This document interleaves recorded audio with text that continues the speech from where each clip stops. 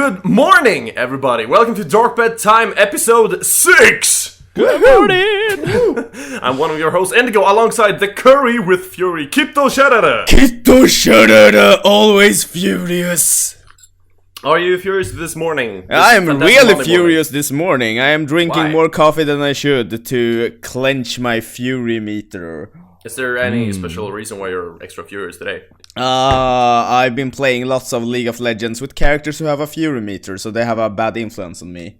Yeah. So you get influenced by League of Legends characters in your everydaying. Exactly, because I am cool and awesome like that. You need to get some help with that shit. Never ever, Mr. Fat Kid. Okay.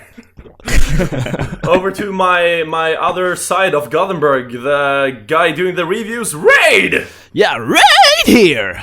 Good morning! Everybody. How you doing? I'm pretty good. Lack of sleep. Nothing. Yeah, well, that's life. That's all of us today. Yeah. And over to my physical left, our special guest for the week, Mr. Patrik! Woo! What's up, everybody? Yo! Welcome hello, to the show. Thanks. How are you? And more important, who are you? In that order. In that order. How am I? Well, I'm actually quite okay. I've been working a lot these past few days, and I haven't gotten a lot of sleep.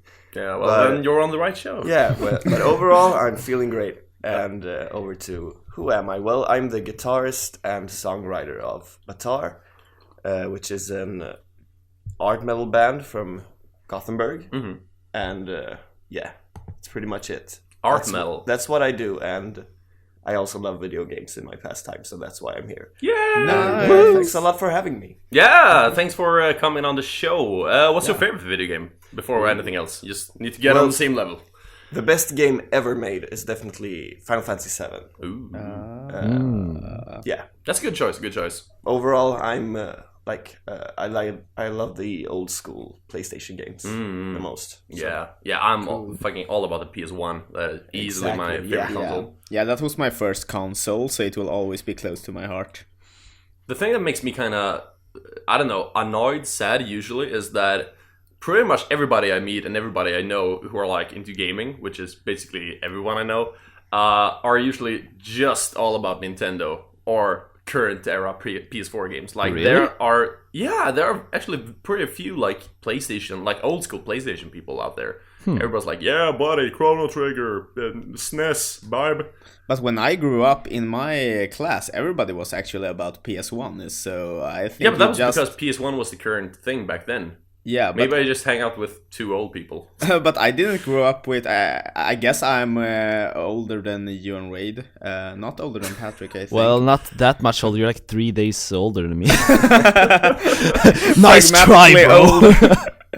Yeah, but I even know like people who are like born in the very, very late 90s, like 99 or stuff like that, who are like still about, I remember the NES. I'm like, no, you don't. You don't even remember the PS2. I can actually relate to that, because when I was growing up, PlayStation was more of a hipster gamer thing. It was for the people who were really interested in games, while Nintendo was more for like the casual, everyday player.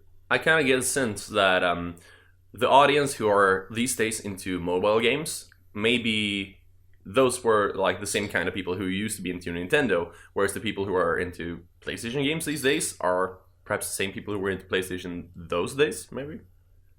Perhaps. Maybe. I don't know. Nintendo always seemed to be more mainstream appealing with, because when the N64 was out, like, everybody in my school were like, yeah, buddy, Pokemon Stadium, fuck yeah. And I was I'm playing Digimon World, come on. Nintendo 64 was also my first console, so I guess. Yeah. And I never actually owned a PlayStation 1. My first That's PlayStation what I'm saying, you're was part of the PlayStation 2. problem. Problem? Get off my show. Well, the only reason I didn't have a PlayStation 1 because my cousin had a PlayStation 1 and we lived on the same neighborhood, so we like I think I've talked about this in one of our past podcasts. Oh, you might have. Yeah, so we played each other's games, so there wasn't a problem there. So I had everything. Fair enough. That makes me feel really old, because my first console was the Mega Drive, the Sega Mega Drive. Do you guys know that? Oh yeah. Yeah. I actually this is kind of weird, but when my parents and I were moving, like when I was, I don't know, 8, 9, 10 maybe, from one apartment to another in the same town. When we had moved to the new place, on top of one of the wardrobes in one of the bedrooms, there was like an old like grocery bag with stuff that we saw it when we moved in, but we didn't really think about it for like half a year. But then eventually we were like, what's in this fucking bag that somebody forgot? We took it out, and the bag contained a Sega Mega Drive and like 3 games. Really? Nice. And we were like, what? But That's no awesome. cables or anything. And I think my parents threw everything. So Aww, that sucked. that's a waste. Yeah. But like, who forgets a fucking video game console in their old apartment? But that's like, I remember when I were like 8 years old and had gotten my first Game Boy Color, and then like I lost it and I cried a lot, and then half a year passed and my mom found it in an old jacket I stopped using around that time. So it had been in like my wardrobe, totally obvious in the jacket pocket all the time, but we didn't look there. Oh yeah, I've done that too. Usually not with like consoles, but with games, and more often with cash. With cash, yeah, that happens too. Like so often, I like look through old pants and old jackets and like oh shit, this old jacket, and find like a stack of cash in one of the pockets, and I'm like, holy shit, I'm rich. That's like in JRPG, like examining the clothes. Yeah, and then dream you found find 3 money. gold. Yeah. Oh god, Nintendo is wild. Speaking of Nintendo, we had shit. Nintendo Direct this past Thursday. We Yeah, did. buddy. Yeah. Did you watch it? All you? Yeah. Yeah. Yeah. What do you think? Well, Like general thoughts. Well, I personally thought it was probably the best Nintendo Direct they've had in a long time. Yeah, And I agree. with this, I think they really redeemed the backlash they got from the E3 Nintendo Direct they did. Oh yeah, Because yeah. that thing wasn't very popular at all. No, these two have been like night and day, really. Yeah. Yeah, that one was terrible, and Yeah. this one was pretty good. Then again, the bar for Nintendo Directs has usually been kind of low, sadly. There's been a few ones that have been pretty good, but this one I liked it. I genuinely liked it. Absolutely. I genuinely liked it, but I still think that Direct there are so much focus on add-on content, but there were still a lot of original stuff in this one, Yeah. so that was cool. I Yeah, mean, this definitely. one, like the content in this one, were like so far superior to what they showed at E3. yeah. Totally. And that kind of makes me think like, what the fuck? Yeah, why was this better than E3? That's just weird. Yeah. Then again, they've said that they don't really care about E3 anyway, so yeah. Yeah, that shows. Yeah. But maybe the actual backlash they got at E3 like made them realize that they can't just put anything on a Nintendo Direct anymore. Yeah. They have to step it up now. Yeah, like the fans had like an intervention with them. Like, okay, seriously now. We also can't forget the fact that they actually changed their CEO. That kind of had a huge impact on how they strategize nowadays. Yeah, probably. Yeah, that new guy, he seems very serious business. You know. I think he's scary. Yeah. Like, Which he one looks are we like talking about? this kind of he looks like a Yakuza boss or something. he doesn't look like a guy who has a happy, nice life. Yeah. It's like he's like the polar opposite of Iwata in my eyes. But he does look like a guy who knows how to make money. And, Yeah, definitely. And maybe if nothing else, he looks like a guy who might be able to financially and business-wise turn Nintendo around after these Wii U years, you know. So Yeah. maybe he's for the better. Maybe one day he'll soften up that smug face of his. Well, all We'll about see. business right now. Just business. Yeah, just business. Yeah, Tittel so- tattel. Fun fact, my show Just Business was initially supposed to be called Digital Tattle or something because we didn't have any better name. Thank God we changed I it. remember that moment when we actually brainstormed names for your show. Holy crap. I don't even remember how Tittle Tattle came up, but Shuhei, if you're watching this, I'm so sorry. Well, Shuhei is like, oh, Indigo started a new show talking about the video games industry, and like, Tittle Tattle go with Indigo. I actually remember how we came up with that name. I was actually checking out synonyms for different words for... I don't remember what the word was, but... like discuss or something. Discuss, yeah. And I suddenly came across the word tittle tattle. And then I started that's laughing. an my actual ass off. English word, like synonym for discuss. Yeah, I Yeah. think it is. Oh my lord. Yeah, I also looked at synonyms and I found like blah blah. It's not impersonal. It's just tittle tattle. It's just blah blah. I remember, like imagine like Shuhei tweeting like, "Thank you, Endigo, for the new Tittle Tatligo." Blah blah. Oh well, Shuhei's a fine guy. He's a fine guy. Yeah, in contrast to the new Nintendo guy, who might be, I don't know. Might be fine, who might be evil, who knows? Who might be evil. Oh god. well, okay, so back what on are you topic. guys hyped from this direct? I don't know, like, if I'm just gonna pick one thing, like, I thought maybe we could go through everything, like, chronologically, but if I'm just gonna pick one thing from the top of my head, I don't know, I'm pumped for everything. Like, I'm probably a bit more pumped for Star Fox than I thought I would be, because that game, it doesn't really look that good, but it's still, it looks more and more fun, and the more I see, still doesn't really look good, if you know what I mean, but it looks, it looks nice, you know, it looks fun. It looks kinda Nintendo-ish, not as polished as it could be, but it will still be really enjoyable because it's a kick-ass Star Fox game. Yeah. My thoughts about it. Sorry. Okay. Sorry. Don't worry about it. I think the fact that Platinum Games are helping with Star Fox. Oh yeah, they are, right? Yeah, I think that's going to help the game. That is very true, reach actually. a lot better quality. Yeah, I actually didn't even think about that. Not me either. I actually didn't know. Oh, It was like, what? I haven't really Platinum paid Games? attention to Star Fox these days. I'm actually just waiting for it and like hoping it to turn out really good. yeah. That's kind of weird, actually, because Nintendo did the very, very first Star Fox, and the Star Fox 2, I think they made that one, that was cancelled eventually. But then Rare did Star Fox 64. Yeah. And that's like the iconic game, like, Yeah. of all time when it comes to Star Fox. And now they're doing the new one, which is also not done by Nintendo, but by Platinum Games to some extent. I mean, are they making I think it they're alone? collaborating. Okay, actually. okay. Yeah, fair enough.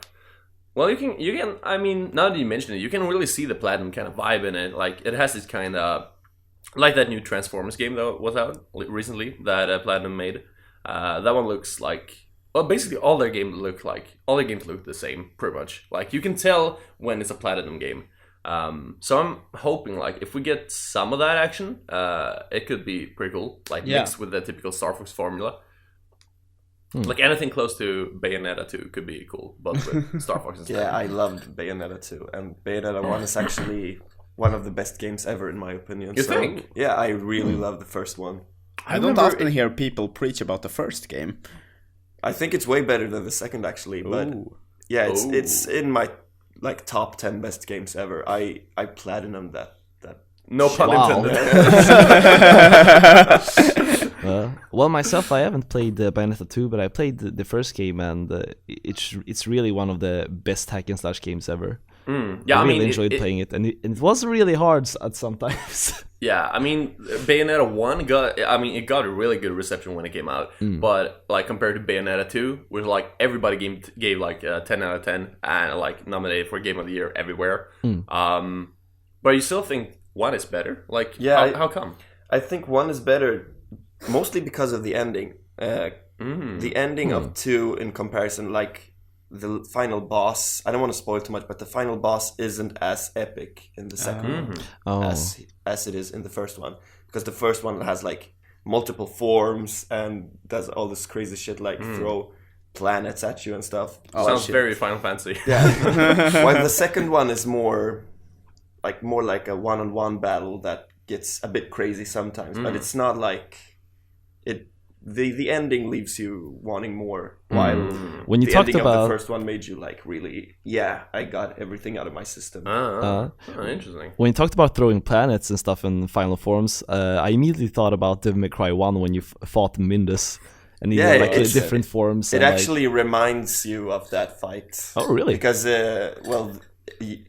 one of its forms is actually a huge statue. So that's cool. I see I the wonder if that resemblance. is supposed to be like some kind of homage to Devil May Cry. I guess it might be, you know. there's a lot of homages to Devil May Cry all throughout. Okay, fair enough. Makes sense. But I think that's good. I think that if it's such a fast-paced game like Bayonetta or Devil May Cry, the final boss fight should be epic. Yeah. Nothing Yeah, less than definitely. epic. What was that game called for, I guess, the PS3 and Xbox 360, in which, like, one of the final bosses, or maybe the final boss, is, like, you fight God, and he's, like, gigantic up in space. Wait and a you're, second, like, you mean Asura's Wrath? Yeah. Oh shit. Wasn't that made by, like, Capcom or Namco? Yeah, I mean, I'm one of pretty those two. sure it was. Sure it was. Okay, never mind. I'm not gonna say anything. Yeah. That one is supposed to be really good, too. I haven't played it, but... I haven't even heard of it. Really? Asura's Wrath, really? It's like Oh, the most shonen kind of game, and really? it's loaded with quick time events that Yeah. feature like very very shonen moments. Yeah, it's like, like hack and slash with quick time events and Yeah. like anime style cutscenes. Apparently, the story is supposed to be one of the best like stories in a video game of that genre in like a very long time. And speaking of the boss that Indigo mentioned, I'm just gonna say that what I've heard at least, the thing, the godlike thing in space, it actually tries to poke you to death, like poke the earth, and then this guy ashore like flies out and punch the finger. Oh my god. Now I remember. Now I know what game you're talking about. Yeah. I mean, this is some intense shit. Yeah. I remember Angry Joe gave that game like a 9 out of 10 or something. He was like, this game is fucking awesome. Isn't this the game where they made the ending DLC? Yeah, I think I really? heard something about that. Is it? I think it like ends way before it should, Yeah. and they're like, yeah, if you want to People see raged the ending, about you it. actually have to pay for it. But that's just utterly What? bullshit. Yeah. That is messed up. Yeah. That's kind of like Mass Effect. Did any of you play the Mass Effect games? I've played the first one and the second one. Okay, but not the third one. No, because I heard it ruins everything, so I'm staying Yeah, away. I'm like, yeah, about that. Cause like I haven't actually played through the games, but I want to play it. And Mass Effect 2 is on PS Plus right now, so I might pick that one up.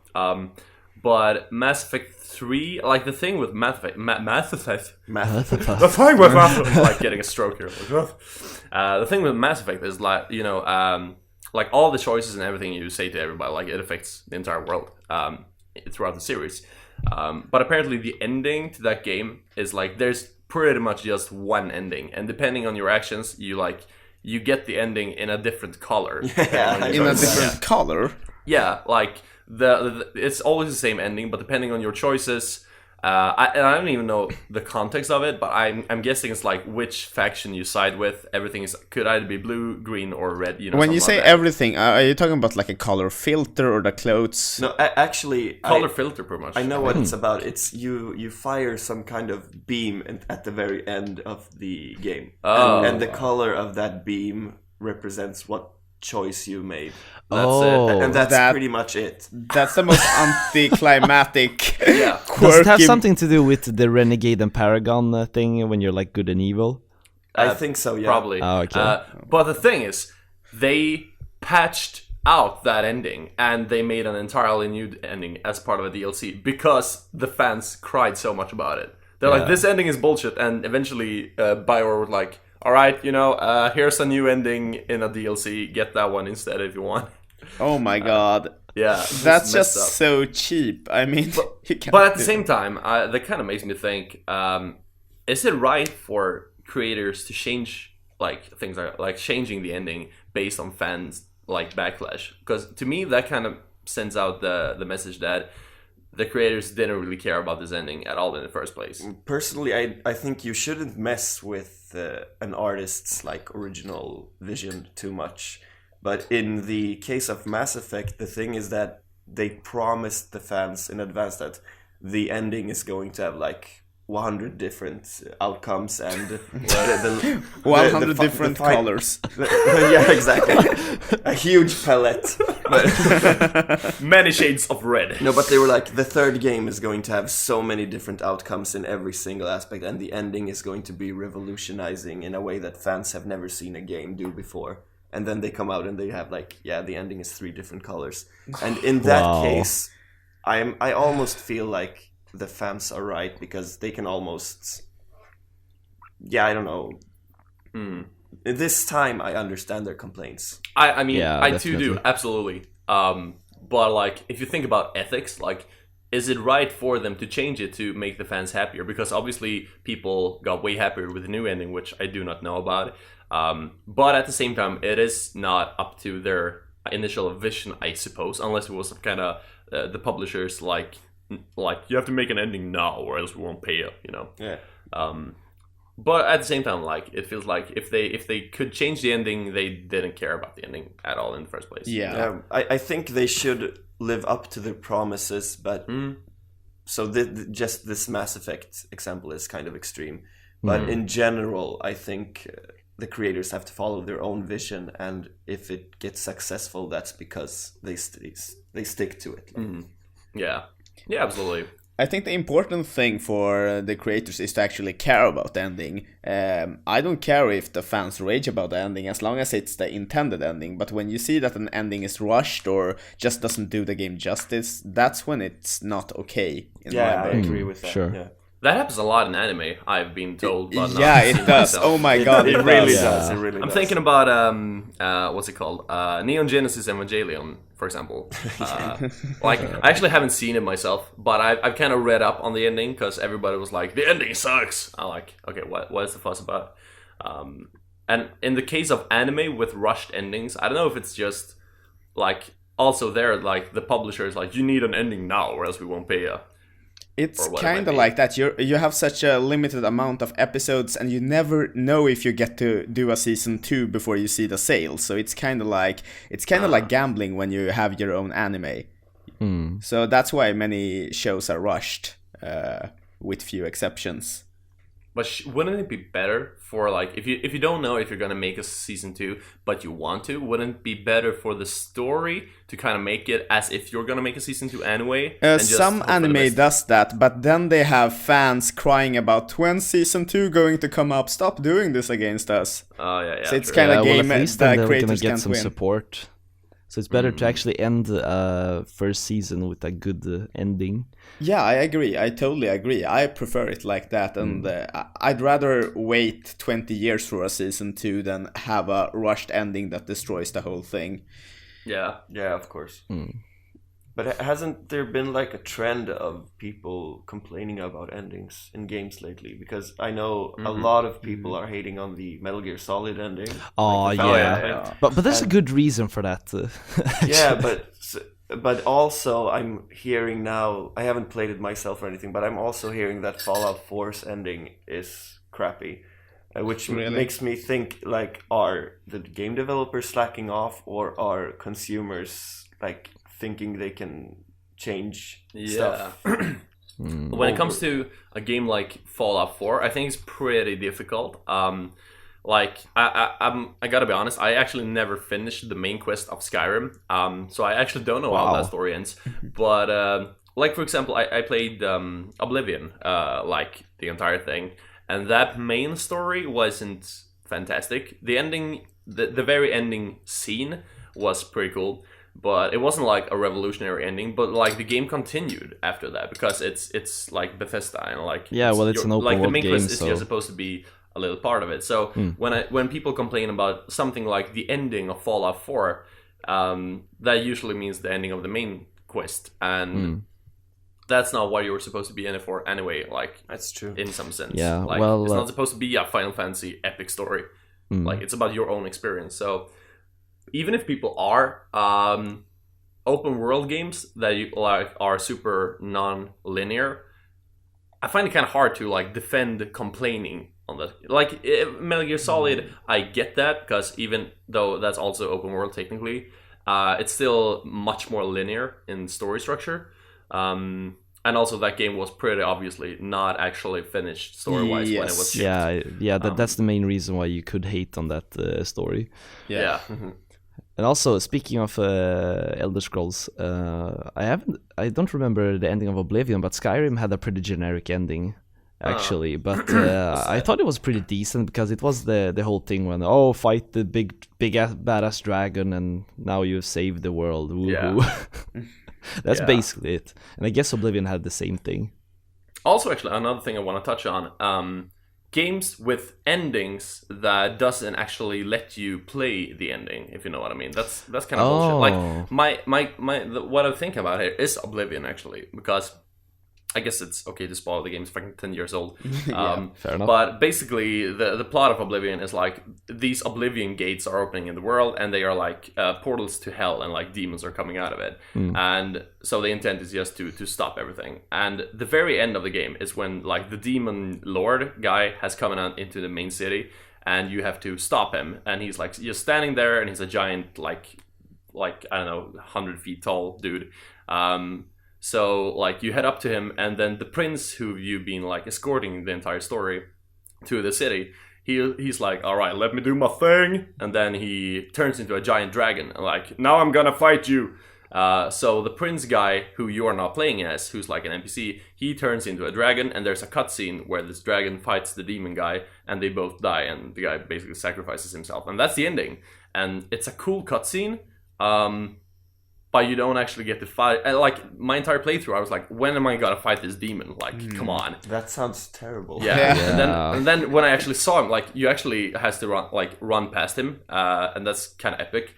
And I'm like, oh yeah, finally I'm gonna fight him. And then he was dead in a cutscene. I'm like, okay, yay me. Anticlimactic ending. Yeah, exactly. Yeah. And like that's suddenly so you're not the when that hero. happens. Yeah, like you're just a watcher, and that happens pretty often in games. Like you're just watching the story unfold or watching the big moments. I think the only game that did that kind of take on it right was Metal Gear Solid 2. Where Snake is still the main character and you're just observing him as Raiden. Yeah. But that game did it in a really good way. Yeah, Did it in a very really smart good. way. Yeah. Yeah, well, they explained the whole thing why you played as Raiden and the whole story that unfolded of why he was there and how he... I forgot the word. Sorry. Don't worry about it. But I find that games like Metal Gear Solid 2, they're like, sure, Metal Gear Solid 2 obviously trolls you as a player, but it trolls you in an intelligent and well thought way. Exactly. While Yeah. like what you explained with Oblivion, that's like teasing you for hundreds of hours and then trolling you in a really bad way. Yeah. I mean, why would they tease about this awesome demon guy and then you don't even get to fight him? That's just stupid. Yeah. Oh god. Have you guys played any of the Resident Evil games? I think I played I've all actually the main missed that. ones. All right, so you probably know about this, Patrik, but like, basically the main antagonist of the first main games is a company called Umbrella, who are like the evil company who made the zombies exist. And throughout Resident Evil, mostly 2 and 3, it's like, oh, we gotta defeat those Umbrella guys. It's, you know, kind of like Final Fantasy 7 with the Shinra company. This is the evil company that you want to destroy. And there are a lot of cutscenes in 2 and 3 where all the main characters are like, fuck yeah, down with Umbrella. And you kind of build up this feeling that, like, okay, I really want to take down Umbrella.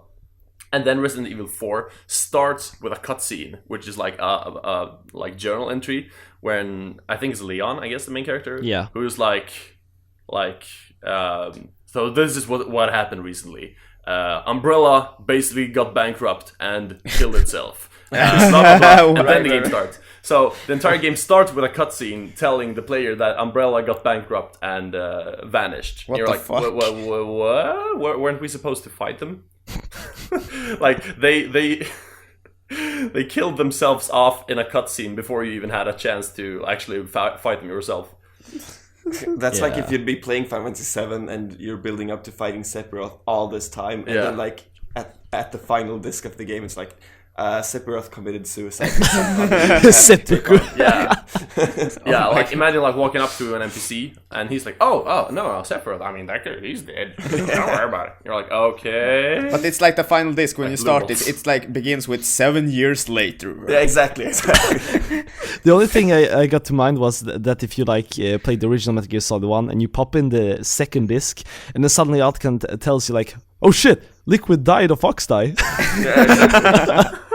That would be hilarious. Good writing. Or Lord. Amazing. God, God, this reminds me so much. When I was a kid, I went to some kind of market and I bought a Dragon Ball DVD called the story of Trunks or something like that. Oh shit! And basically, I had read a little bit of the Dragon Ball manga, and I really liked the story. And I bought this DVD thinking it was somehow supposed to be the Dragon Ball story on a DVD. However, that would work. But it was just a like one hour movie of Trunks, like when him like being in the future and then going back to the past and like doing all the things. I don't really know the Dragon Ball story that well, but the entire thing was that he was training throughout this whole DVD. Like he is like, I'm gonna get stronger and travel in time and save everybody. And the DVD ends with him going into the time machine and traveling, and then it's like the credits. Yeah, well, And I got that very feeling like, but this was no. Well, if you knew about how the story went out, I guess you could enjoy that prologue. But Yeah, but I didn't. I thought this was the story, like its own thing. So well, you screwed yourself over. Have you guys played Halo 2? no, I haven't actually. Because that game, the entire story is basically a build-up to this great, amazing, huge war that's going to ruin everything. And the final scene of the game is you, the main character, Master Chief, pretty much like grabbing a huge gun and going, "Yeah, this is where it starts. This shit's on." And then the credits roll. I hate that. I hate when games do that. Oh my god! Really? God of War 2 does the same thing. Oh yeah. Oh yeah, they always have like this big cutscene where like everything is in chaos, and then like, the game's over. Yeah, exactly. Oh my god. There's an anime which nobody knows about, which like basically portrays the Nordic mythical gods like Loki and all these gods, Odin and everyone, but they are human characters, so they live like their everyday life. So that's kind of fun, I guess. But they're like teasing about this Ragnarok that they're gonna start and destroy the world with. So every episode builds up into when are they going to start Ragnarok and fuck shit up, and then in the last episode the main god starts like, today I will start Ragnarok, and you're like, oh shit, and then the episode ends with him like, nah, I won't start it. You're like, just kidding. Yeah, it's kind of like, nah, it doesn't feel worth it anymore because some character changed his mind about it. Oh my lord. And that's so bad. God, I would like be fucking furious if I was yeah, that's why I am anime. furious. I'm like traumatized. Oh, that's why you're always furious. Yeah, because everything makes sense now. Ragnarok never happening. Oh god. Speaking of not that, Nintendo Direct. Oh, That was a right. thing that happened last week. Yeah, right. we That's started what talking this about Star podcast Fox. is. Welcome to supposed the be about. Anime Club podcast. we talk games sometimes. Yeah. Oh Jesus Christ. Should we go through some bullet points from Nintendo Direct? Let's do Fair that. enough. All right. Fair enough. So basically, everything started out with them, I guess, acknowledging Iwata, what it meant for the company. There had been some speculation before if they would mention Mr. Iwata at all or not, and they actually did it in quite a classy way and just mentioned that he has passed away and that they are thanking fans for all their continued support and stuff. And I think they did it in a really good way because it wasn't too much and it wasn't not enough either. Yeah, how could it have been enough even, without it dragging on for too long even. Exactly. So yeah, I think it's nice that I at least acknowledge him in some way. I mean, he meant a lot to the company. Yeah. Yeah, definitely. He was the president since the GameCube, I think. Like, that was his first console launch. No, the GBA, I think, or the DS. Shit, that's Basically, way back. Yeah, but he was at the company for so long before as well, and he was like a master coder, if I'm not mistaken. Yeah, I mean, he designed so many of the games, like, himself. Like, he made things, I don't remember the specifics, but there was like something that was not supposed to work that he made work, like programming wise.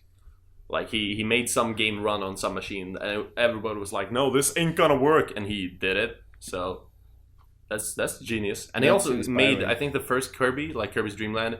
Essentially he made it himself pretty much, like all the programming aspects.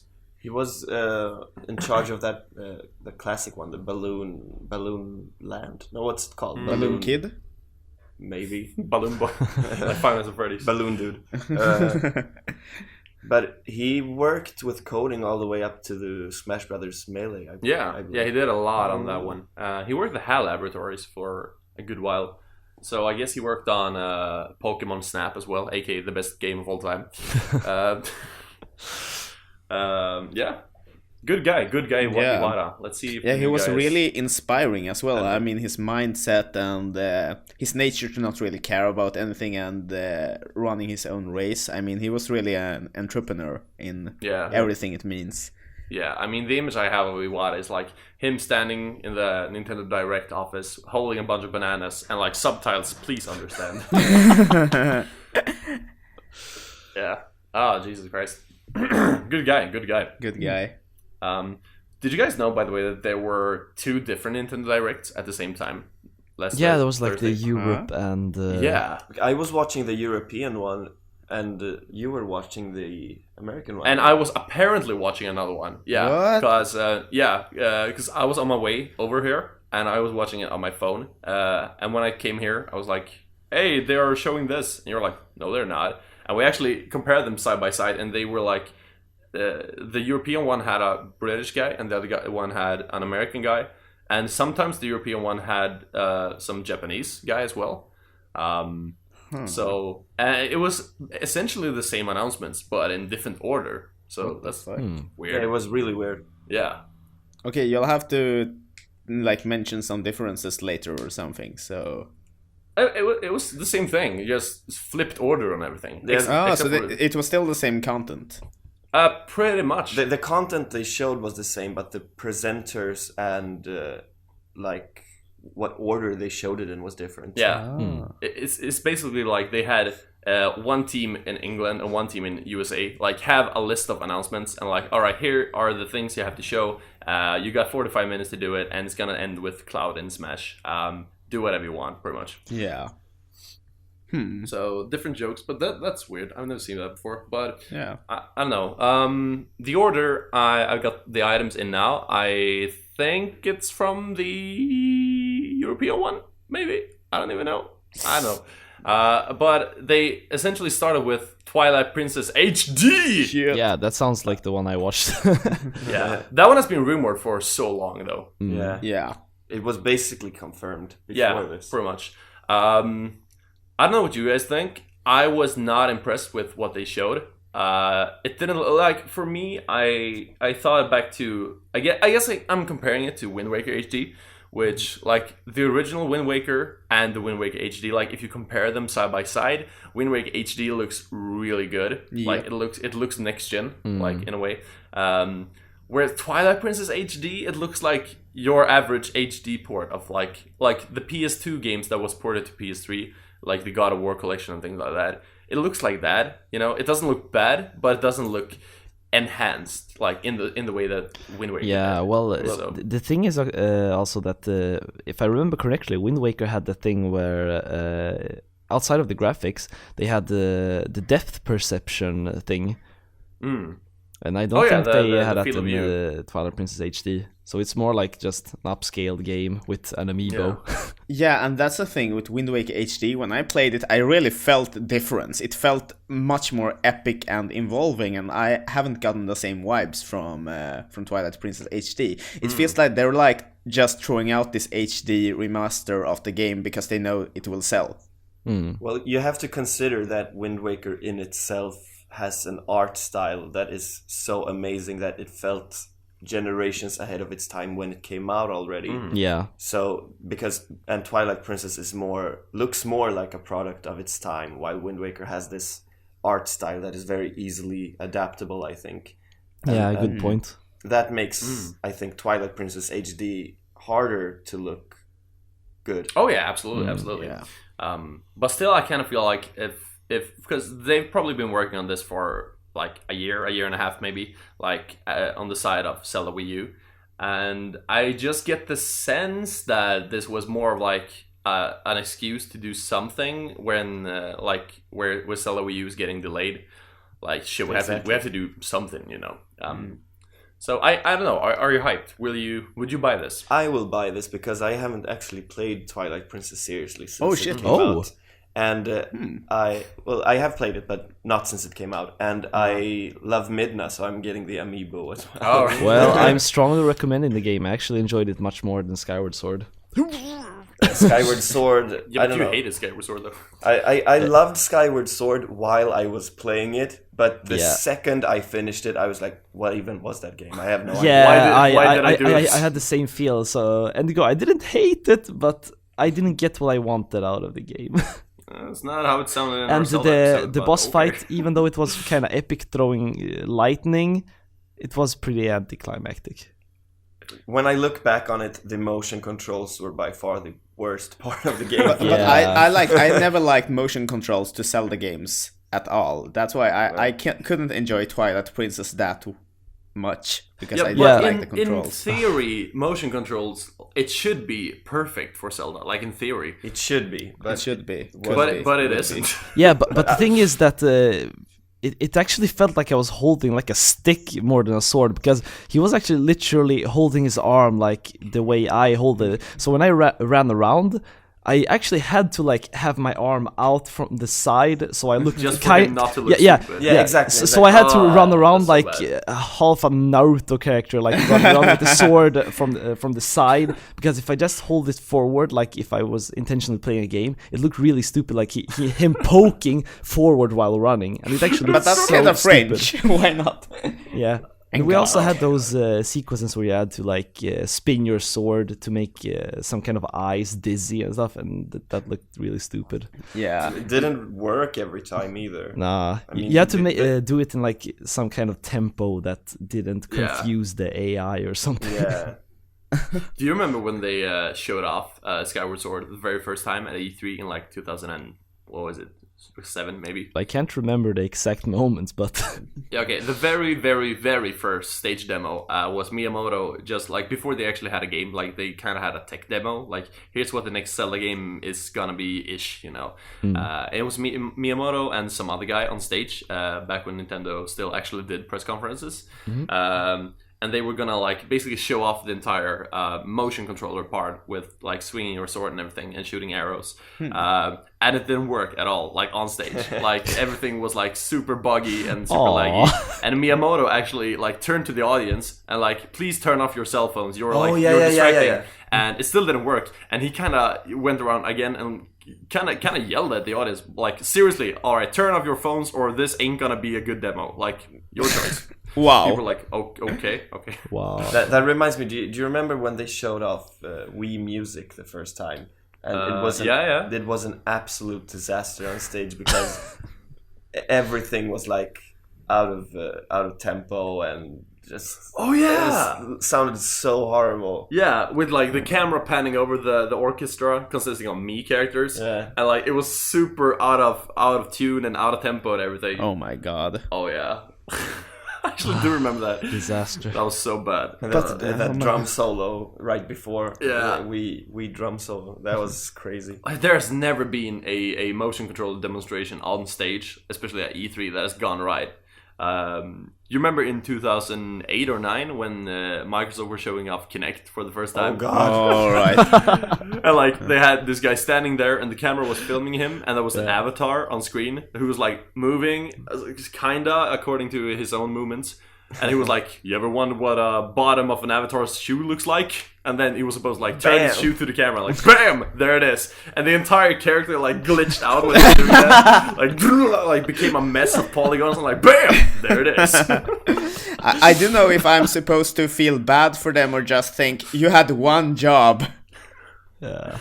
Yeah, like motion controller demonstrations on stage is like, it's terrible. Same with like during the very, very first like E3 in 2006 when the first one for the PS3 with the giant enemy crab and all that shit, when they were showing off, I think it was Warhawk or Starhawk with a 6-axis controller for the first time, like tilting it around. And like the ship was not very gracious flying, and that was like the first time they were demoing like the power of the PlayStation 3, and it was like a ship like drunk flying through space. Looks so bad. Oh my That's kind of I guess the advantage with Nintendo Direct is like it's pre-recorded, so that's smart. Maybe they got actually scared of doing like failed press conferences, and they're That like, I would guess they explain learned a from lot. their Record it mistakes from and now. like wanted everything to be like Like, scripted. guys, listen. Like, seriously, listen. This isn't working out. We can all see this isn't working out. Let's just record everything. You want this like, okay. Whatever you say, guys. It's not like I haven't said this over it. Yeah. Well, moving on, they showed a little bit of new footage from Zelda Wii U. Yeah. Just a very, like a very couple little. of seconds. Yeah. Like Link being on a horse. Yeah. Yeah. But that game is it's still slated for 2016, and Yeah. more than that, it's still coming to the Wii U supposedly. I'm still pretty confident it's gonna be a Wii U / NX release, like launch title, like Twilight Princess was for the Wii and GameCube. Yeah. I can still see that happening. For my part, I'm really starting to lose all my hype for this game, and I'm a really huge Zelda fan. But I was about to say the same thing. yeah, it's dragging on It for looks- so long now. Yeah. It's not even I worth mean, it hyping, looks- just wait for it. It looks like it could be worse than Skyward Sword at Oh, this you point. Yeah, I'm really not hyped for this. Oh, That's wow. pretty bold to say, but I could feel the same. Coming Yeah. from you, Mr. Skyward Sword hater. I actually like Skyward Sword, unlike you guys. But I for this game, I'm not that hyped. Well, it had some lovable things, but I'm not gonna jump onto that topic again. No, we're always jumping to that topic. No, To please be, no. To be fair, though, they haven't showed a lot of it. Like, No. we don't know. Yeah. We don't even know if that's really Link, since the character is wearing blue and stuff. But Yeah. I think they confirmed recently that is Link. oh, really? I Okay. think. I'm not sure. But I mean, yeah. So the stuff they've showed so far doesn't hype me up at all. Yeah. Yeah. Like they should have shown something, like at least in this direct, like any like a town or like a fight or anything. Like instead of just showing the Twilight Princess HD.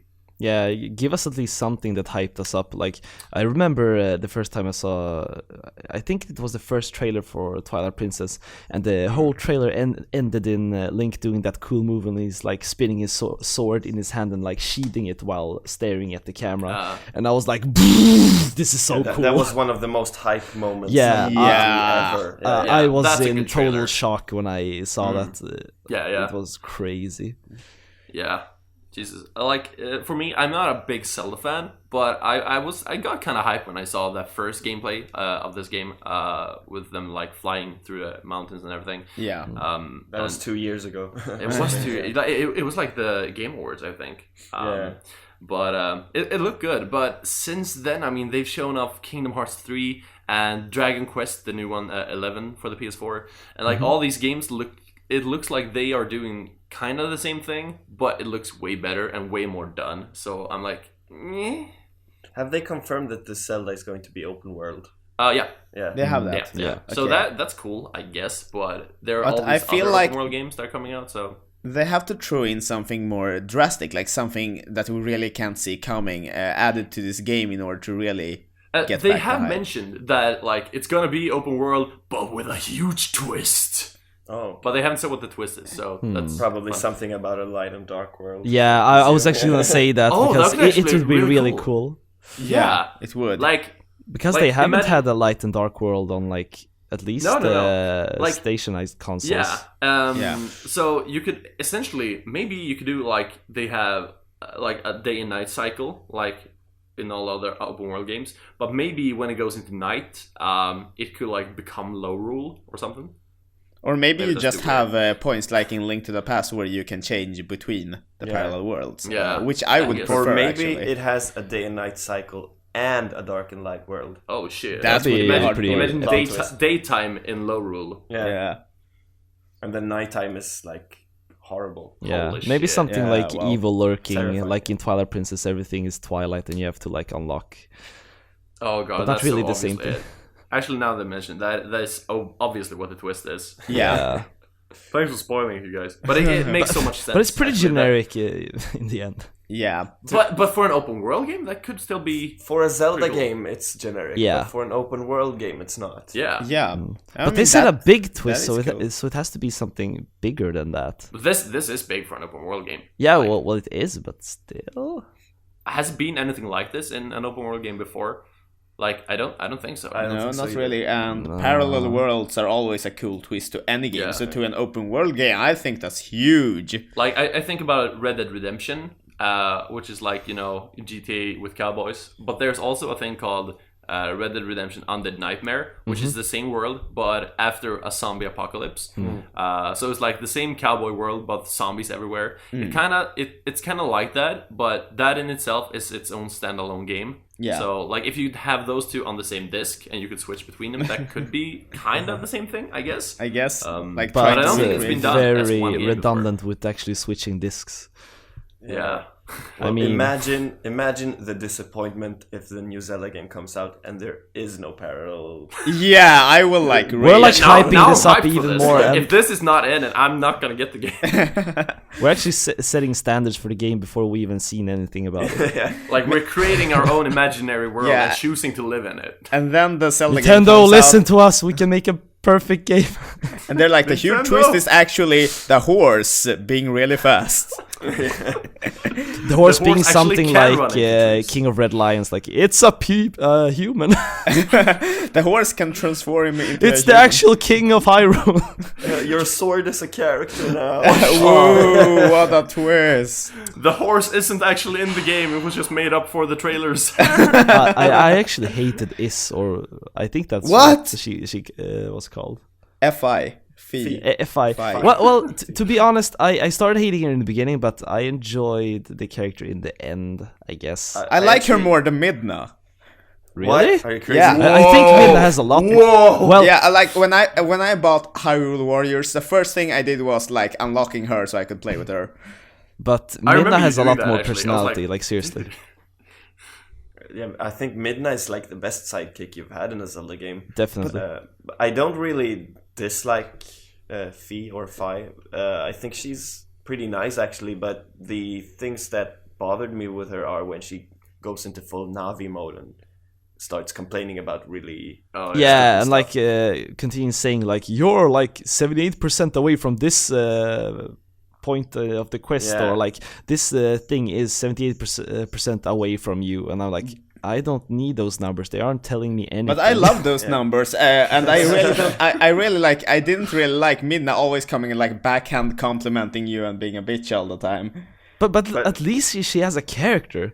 Yeah, exactly. But Fi does as well. Her character Yeah, is being kind of analytical and cool. And about also it. she has a story in the game. That's the coolest thing. in But come before on. opinion wars the whole podcast. But Well, come on, your you opinion play is like- wrong.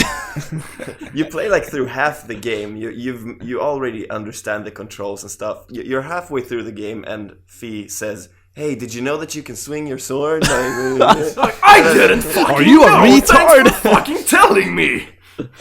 Then again, some players are stupid. So. That's true. But that goes for like pretty much all games with loading screens, like the Borderlands series, or actually whatever game. Like they all have like hints, like in the loading screens. She feels like the loading screen hint personified. Yeah, I think that's Like goes why I around didn't and like her. hint, press A to run. You're like, Press A to what? it's like Heavy Rain, press X to Jason. But Kitcha, have you actually played through Twilight Princess? Yep, I bought it like within the first week it was released and played through the whole damn thing, and I liked it. I just didn't think it compared to many other Zelda games, but I liked it a lot. Oh jeez, we have so different opinions. Yep. Hidden games versus rad reviews. Let the shit. battle begin. Well, I think we should do side. Nah, never mind. I think I was thinking about a side-by-side review of Zelda games, but nah. I think I would rage. we would end up raging at each other. Oh well, should we move on with the list? Yeah. Yeah, I like we've been going for soon an hour, and we still have a lot of shit to go through. Yeah, we haven't so even Let's gone just through the speed run games. through everything now. Yeah. Yeah. Like I like how several of our episodes always turn into like Zelda discussions. Zelda, like Now that you mention debates. it. Speaking of Zelda, have you played? No, but all right. So what more is there? We talked a little bit about Star Fox coming out April the 22nd. Just real quick, does this game matter anymore? I think it does. Star Fox? You think it does? Yeah. Are you serious? Yeah, of course it matters. Okay. Why does it matter? Like just tell me. 'Cause I'm Well, not I convinced. guess I'm pretty biased because I've loved Star Fox since like Lilith Wars or Star Fox 64, depending on where you played it. that one is good, but this one is only on the Wii U And- and like. Well, that's the problem because, as I've said, I'm not interested in buying a Wii U, and not for one game. Yeah, especially when the NX is coming out soon. Like, if the NX is backward compatible, which it should be and could be, then I'm gonna get the game. Then some more of a reason to get it. Yeah. Like, put it on the PS4 and I'm getting it. I'm really hyped for Star Fox, but that's because I have a Wii U. But I don't think it will be a Wii U buyer. Like, nobody will buy a Wii U for Star Fox. Let's get real. The thing is also that Star Fox Zero, it looks pretty hype, and I love the thing that they have a lot of vehicles at this point. But something that actually bugs me is that they had this what was the gyrocopter thingy where you like do some recon mission or like stealth. And well, it was like a beta preview of it, but it looked really stale. Like the gameplay was really boring. That sounds really boring, actually. Yeah, because that's not what I want to play. It was really linear, and it had no personality at all. So I'm fearing that the gameplay will at sometimes be epic and at sometimes just be redundant. Well, we'll see. You'll get to do a review once it's out. Yeah, that's true. That's true. I'll just have to charm somebody with a Wii U, or like fly up to Stockholm. Just fly up to Stockholm, live at my place for like 3-4 days. Yeah, actually, we could play through the game. We'll do it. So then we have Pokken Tournament, which is a weird thing, which is Tekken with Pokemon, pretty much. Yep. And they announced that one, I guess it was already announced that one is coming to the Wii U in the West as well. Mm-hmm. And also you get a Shadow Mewtwo amiibo card with it, which is, I don't know what amiibo cards is like. It's like amiibos were too expensive to produce, so they're like. Or if you like Pokemon cards, you maybe enjoy amiibo cards. Yeah, but like I saw a lot of people on my Twitter feed were like, "Yeah, Shadow Mewtwo." I'm like. But the thing is that amiibo card actually just feels like a DLC card where you like tap in a code, but you just amiibo it in on itself your is just Nintendo doing DLC their own way. Yeah, it's cash grabbing, and the cards is just bullshit. That's my opinion, but it's bullshit. Yeah, I mean, it's not like the Nintendo games are like. It's very rarely that, and also this game will have DLC. Instead, it's like, and also this game will have amiibo support. Well, I can see how cards are. Pushing it too far, but to be honest, collecting amiibos is kind of addicting. It's cocaine, man. Yeah, I can understand that. Yeah, I know. Like they're not just DLC for one game either, because if you have one amiibo, it could work with several different titles and do different things in every title. Yeah. So in that way, I kind of appreciate them more than regular DLC. But then again, they like generally like one amiibo figure usually costs like 2 or 3 different DLCs for games. So I think it kind of adds up in the end, depending on how much you play. Like there have been like some games that have like been compatible with all the different Mario amiibo, like except one. So like imagine to be that guy having that one Mario that's not compatible with Mario Tennis. Like Jesus. Speaking of Mario Tennis. Then we have Mario Tennis. Yeah. It's I don't know. That's such a filler game in my opinion. That's just well, it's a filler game, care. But I kind of got hype over it because I also got enjoyed the tennis games. Like really. I mean, yeah, but it feels like all these kind of filler games, like Mario Tennis, Mario Golf. all the Mario sports games are filler games, but I actually enjoy Smash tennis. Football is kind of cool. Just one question: this Mario Tennis game, do you play it like with a Wiimote, like with motion controls, or is it just regular control? I think you can play it with motion if you want to, but you could also. I do have it with no a idea. gamepad I just saw the gameplay Yeah. and I thought it was kind of cool. It looks like Mario Tennis in HD, so that's the Wii U. It's like all the Wii games again in HD. Pretty much. But I'm like, since Wii U is doing so many weird shit now, I prefer them doing their own thing than trying to compete and try hard with the other systems. Like Mario Tennis, that's their thing. I like that. Yeah, I mean, at somewhere I'm still like, I'm not hyped for Mario Tennis, but I prefer them doing Mario Tennis than like porting Batman Arkham Knight. Yeah, exactly. Don't even try. Why even? 2016 release. Like Polygon Batman. So next game I just want to touch on Nintendo Badge Arcade. Do you know about this one? No. I briefly saw it during the direct, but I don't really know what it's about. Okay, so this is the ultimate bullshit DLC game I've ever heard of. Okay, like, this actually makes me like loathe Nintendo. But what this game is, it's a slot machine essentially. The gameplay, like the game is free to start, as Nintendo like to put it, and it's a game for the 3DS, which is like the gameplay is a UFO catcher, as they have in like Japan, is slot machine where you like try to pick up things and like try to get it out of the machine.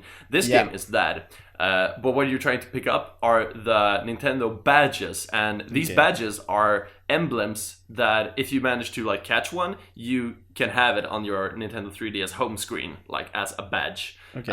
It's like stickers you put on the console, but you put it on the home screen. And the only way to get these are by catching them in the UFO catcher thing. And that's fun, right? I guess. I mean, not a big thing, but it could be fun. I guess. The thing is, you get 5 tries like to do this, and then you get you can buy more. You can buy 5 or 3 or 5 more for $1 each. And there's a practice mode, and you get 3 tries on the practice mode each day. And if you manage to catch something in one of these 3 practice tries a day, you get 1 more real try for free per day, maybe. Really? So what it is you download this game, you try to catch something 5 times, and maybe you get a badge, or maybe you don't. And if you want to try again, you have to pay $1 just to get this little badge. Not even to get the badge, you have to pay $1 for the chance to manage to pick up a badge. Basically, this game is nothing, and you pay for it. So it's basically like Trophy Hunter Sega. This is basically, you want to customize your screen with bullshit things? Here's a bullshit option for you to give us money. Well, why not just make a mobile game out of it? Like, hey, you want to customize your 3DS home screen? Alright, pay us $1 and you might be able to do it. Or you might not, who knows? Yeah, and I can see so many kids falling for this. I mean, the kids will pay for this, and that's so cheap. Yeah, I know they will. And that's the worst part. People will buy this, and Nintendo will make a shitload of money on this. And they will realize, this works, then we can do this again. Yeah, exactly. And they have been doing a few of these schemes throughout the past years with Rusty's Real Baseball. What it was called? Yeah. So the Nintendo is I try to like them generally, but then they do these things every now and then. I'm like, come on, guys, what are you up to? It's just weird. But then we had what was the next one? Final Fantasy Explorers coming to the 3DS. I'm actually hyped. Kind of Monster Hunter-ish, but you get to play as all the main characters from the classic Final Fantasy games. So you can play, you can have Squall and Cloud on your team. I guess it looks okay. Yeah, well, I'm not into the Monster Hunter type games, but when they put it in a Final Fantasy context, it actually made me a bit interested and hyped. So I will probably be checking this game out. Based only on the fact that it's a Final Fantasy game, because I'm that much of a Final Fantasy nerd. Hey, you know what would be really cool, actually? Imagine Final Fantasy Warriors. Oh, what a Dynasty Warriors? Dynasty Warriors? Yeah. That would be kind of cool, actually. You can play as all the heroes, like Hyrule Warriors. You can choose to play as Cloud and just run around Midgar and slashing hundreds upon hundreds of enemies. Soldiers. That would be awesome. Oh my god. Oh, I'm fighting Aeons. There is a game, I don't know, do you know about Dissidia? That's basically Final Fantasy Smash Brothers. Yeah, pretty much. And it's a cool game. It's really underrated. That's phenomenal. I love Dissidia. Yeah, I've been thinking of getting it for my Vita for a while. I just haven't, but I'm stoked for it. Actually. I recommend it. It's one of the best games for the portable PlayStation systems. I'd just like to take this moment, by the way, and tell you that I appreciate the 4 of us being the only people I know who actually owns PS Vitas. Oh, we all do. We should actually the 4 of us should make a PS Vita exclusive episode sometime. Yeah, we should. That'd be so cool. Yeah, definitely. Vita is still to this day one of my favorite consoles. It is the best one. Definitely. In this Nintendo-centric episode. At least there's no fucking PS Vita badge art. Sorry, 3DS! Oh god. What do we have more? Pokemon Blue, Red, and Yellow are coming to the 3DS, and you can link Pokemon to each other via Wi-Fi. So that is cool, I guess. Cool, I guess. It's cool, I guess. It's mostly a nostalgia thing, but I mean, this made me feel so old because I saw this article in a Japanese gaming magazine a few weeks back where they had an advertisement that said, "Oh, it's been 20 years since the Pokemon Blue, Red, and Yellow." It has. Something like that. Since they came out, and they had this little text at the bottom that said, "You could ask your parents about it." Oh my! That's how old we are. The thing is, I know I've got some friends who are now parents who did play it, so it's actually true when I think about it. Yeah. Jesus Christ! Oh my god, that's so sad. You know, you know what makes me feel even older? What? The first Crash Bandicoot game is 20 years old. God damn it, don't go there, Came out in man. 1995. That wasn't even my first game. Yeah, even worse. Next year, Digimon World is gonna be 20 years old. Which is like easily the game I put a lot of, like, the most amount of hours ever. Be right back. the train. Time to plan my funeral. Yeah. Oh god. All right, let's do this one as well. Hyrule Warriors is getting a DLC for a new character called Link. Linkle. That's so weird. Female Link. Female Link. Finally. What if Zelda was a girl? I have a question. Does this character even appear in any of the games? Nope. No, she's original. She's from this really one. original. Well, Okay. she was in the concept art for, I think, either Twilight Princess or Skyward Sword. Do you know the Hyrule Historia book? That thing? I haven't read that. There is concept art of Linkle in that book. And she was never implemented, or I think she was just some idea from one of the designers, but she finally made it now in Hyrule Warriors. And I have to say, I think she's really cute. She actually feels like a Red Hood character, except green. I like her. Yeah, a little bit. Yeah. And she will she will spawn so many cosplays. I can see the intentions of this character. definitely. So many cosplays and fan art, and the internet will blow up, conventions will blow up. I mean, yeah, but like more than that, her being in Hyrule Warriors, like she's a thing now. She exists now. I mean, this game is technically not actually canon in the story, but she exists now, and she's gonna be in more games. Like, that is gonna happen. That is a thing. I can see her in Maybe Super that's the Smash. twist for Zelda Wii U. You can play as Linkle. No, stop. I'd buy it. I'm actually with you, Patrick, on this one. She's really, God damn really it. cute. Stop playing This into is fan Nintendo's service. hands. This is what they you're no want better you guys than the to. Batch Arcaders. I'm actually considering getting the game now. Oh my god. On 3DS. Well, I have to agree. Enrico, it's just you and me versus the world. But she's I kawaii know. desu. We're in the losing minority.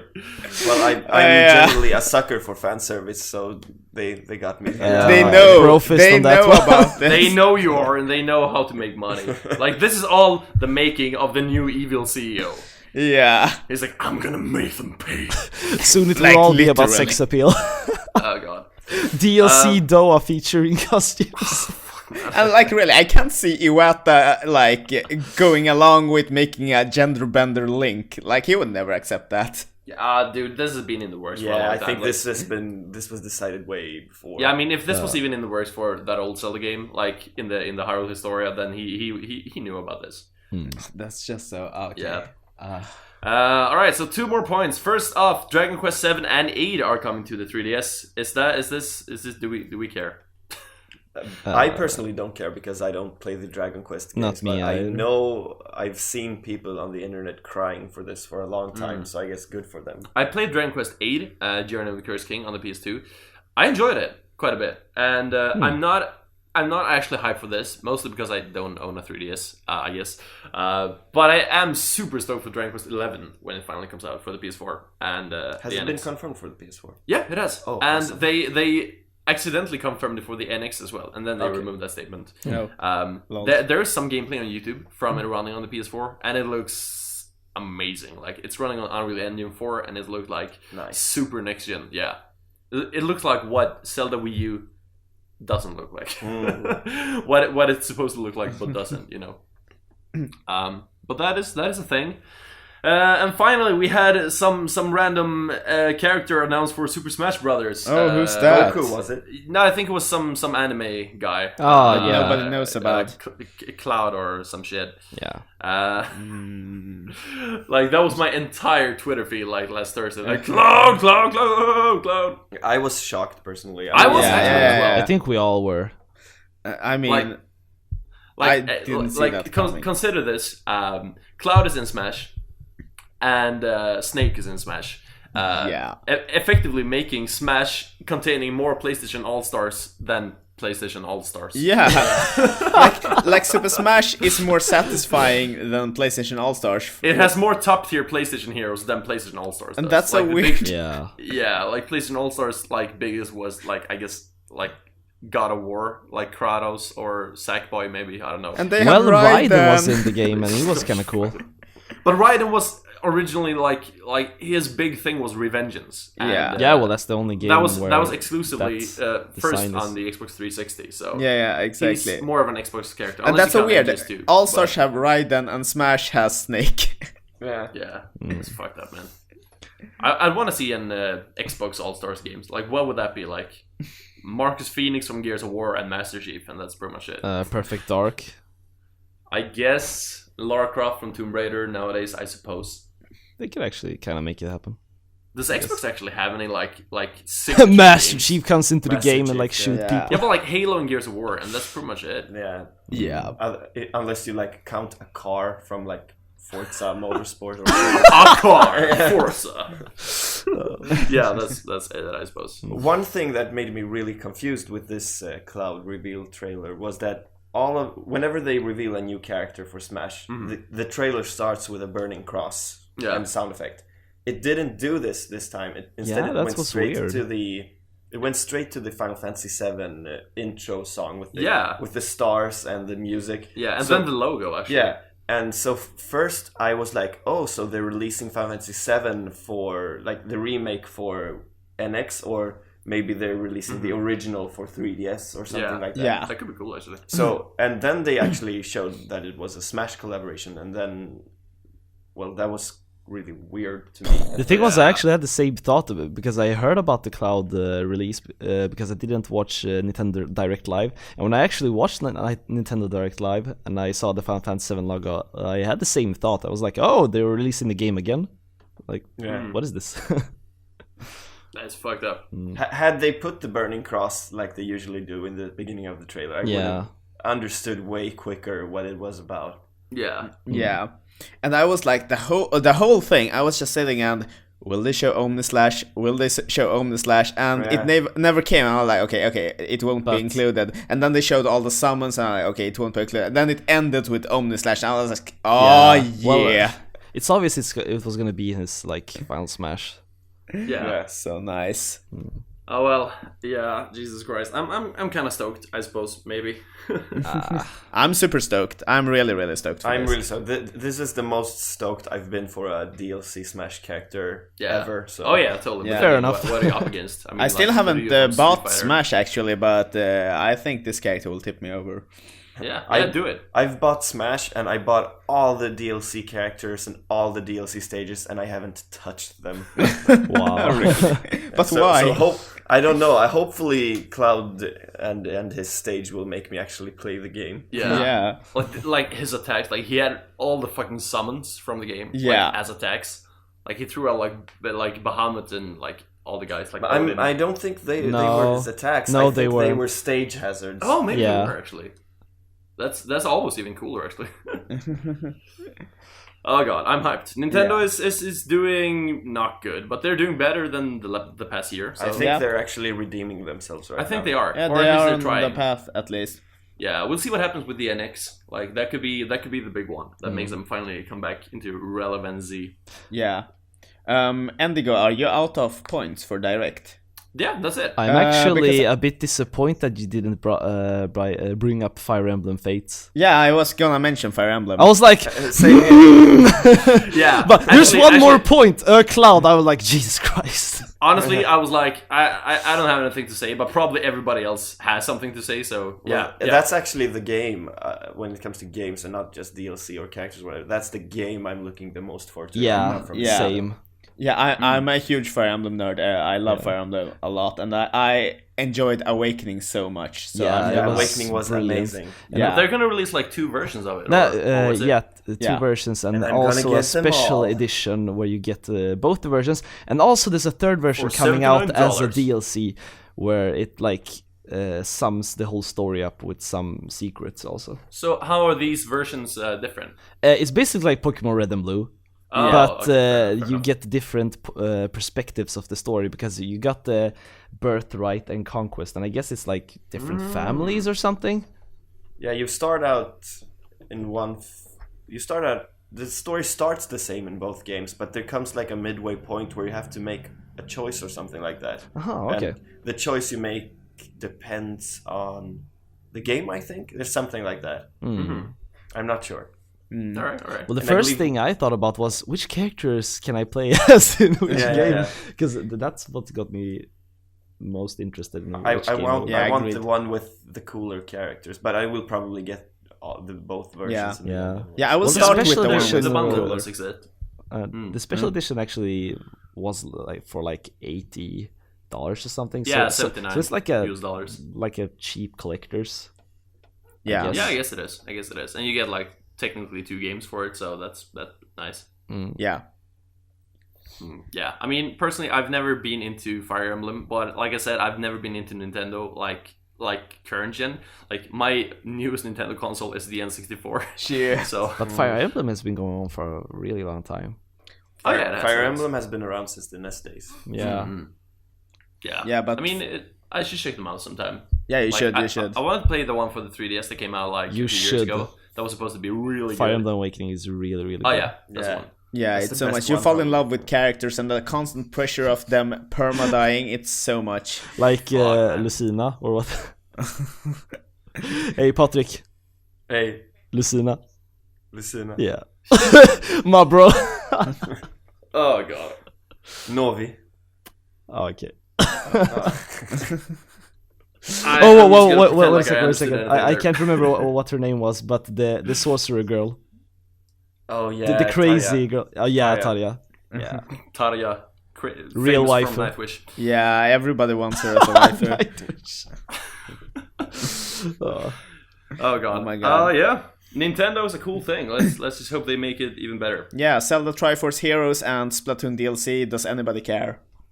Nah. I care about the Splatoon DLC. Definitely. I love Splatoon. It's the best new IP in a lot of years, personally. Still haven't But tried then again, it. it's pretty much the only new IP they released in quite a lot I of wasn't years. talking about just Nintendo now. I was like, Oh, in general, really? it is one of the best IPs Oh, I've seen shit. in a long time. It's bold words, man. Yep. Damn. It looks Okay, really fair fun, enough. but I haven't tried it out. I still haven't I played it. recommend it. It's amazing. I'm just sad it doesn't actually have any like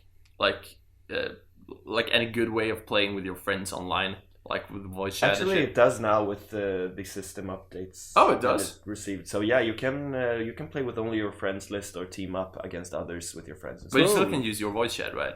No, there's no voice chat. Oh man. But you don't really need it actually. I guess I can. You can call my always friends use on Skype. Yeah. Yeah, I guess. Do it the Counter Strike way. For me personally, I have never been the kind of guy who likes voice chat or even playing competitively online or anything like that. But then Splatoon came around and it's like, wow. Everything changed. Yeah, everything changed. I was kind of like that as well. The game that made me turn was actually GTA Online for the PS4, which me and Kitchell like started playing quite a lot, like online. And the voice chat on the PS4, like over PSN, is essentially no delay. It's like I think it's about as low or even lower than Skype. That's amazing. Yeah, so when you like ride around like in Los Santos together in different cars and like have each other on voice chat, that's amazing. It's so nice. It's so nice. We should all It's so play. good. We should all play GTA together soon. We should. Yeah, we should. It could be really cool. We should live stream everything. Yeah, we should. We should. Definitely. Let's do it sometime. You heard it first here on DarkBad Time. Yeah. When we actually play the game. Yeah. Oh god. Also, this has been probably the longest episode to date. I think. Yeah, I think One of so the too. longest. The last one was pretty long too. But yeah, maybe it's time to round it up here. Yeah. Yeah, I think so. We're actually recording a bit late, and this episode is supposed to go up like in an hour or something. Yep. So we're kind of on a tight schedule, but don't Yes. worry about it. Do anybody had any like last words or anything? Pizza Well, I is would like- pretty tasty.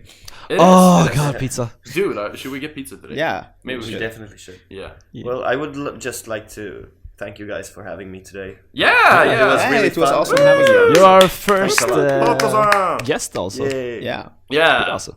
So you like all future guests, this is what you have to live up to. Don't disappoint us. Thanks for joining. Thanks for being on, and we'll have you on again sometime maybe. Totally.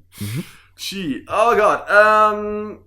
Fuck, I hadn't thought of any weekly prediction, by the way. Shit. Oh shit, man, speed something up.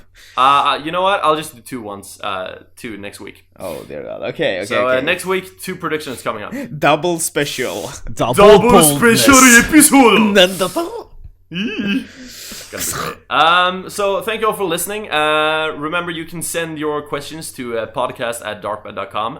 Even though we didn't actually read them out this week, so you can send them, but we won't read them. We read them sometimes. We read them sometimes. Yeah, and also remember, you can get this show on. I think we got a custom URL now on YouTube, so that's youtube.com/darkbadtv. And of course, we're available on iTunes and podcast services of your choice if you're using an Android phone or tablet. So go there, subscribe, rate us, and everything. It's gonna be nice. Nice basic. Yes, and till next week. Thanks for tuning in, everybody. Okay. Bye-bye. Bye. Peace. Bye. Pizza time. Pizza. Pizza.